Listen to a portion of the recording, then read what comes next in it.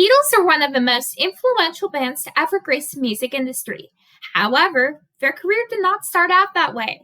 They were four working-class lads from Liverpool, England.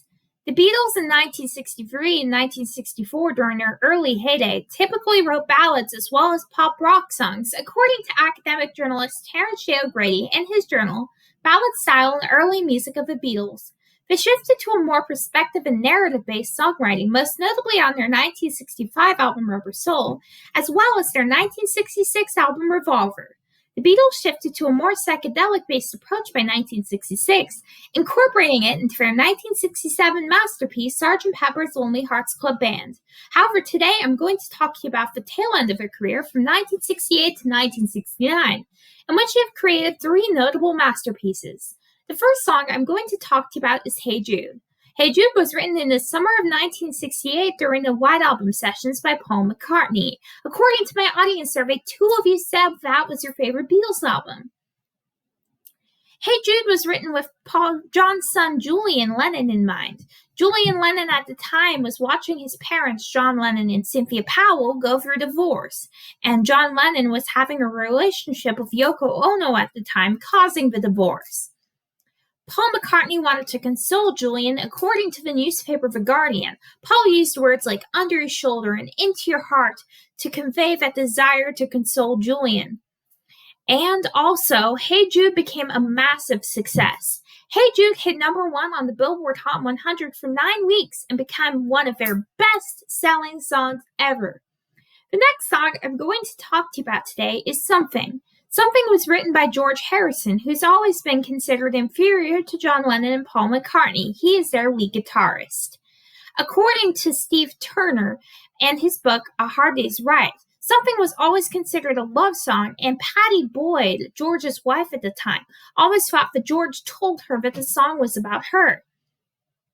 Something was also inspired by American folk singer-songwriter James Taylor and his song, Something in the Way She Moves.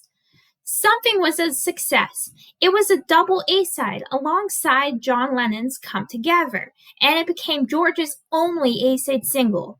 Both songs topped the UK charts. The final song I'm going to talk to you about today is Here Comes the Sun. Here Comes the Sun was written during a tumultuous time in the group. The band was about to break up, and they were about to change managers.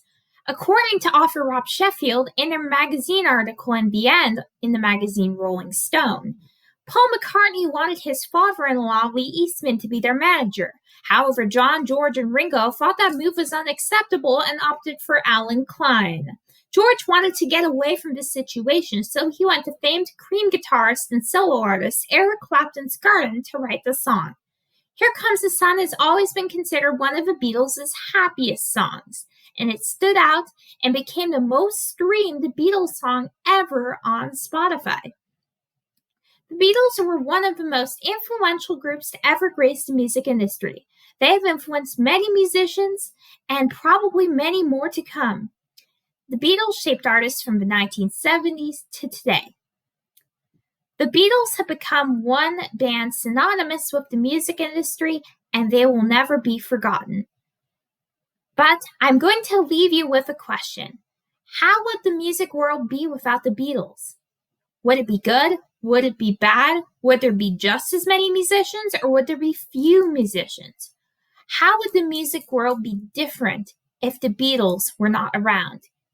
You'll just have to look and see how the Beatles had impacted many musicians to this day and how they had shaped the music industry forever and ever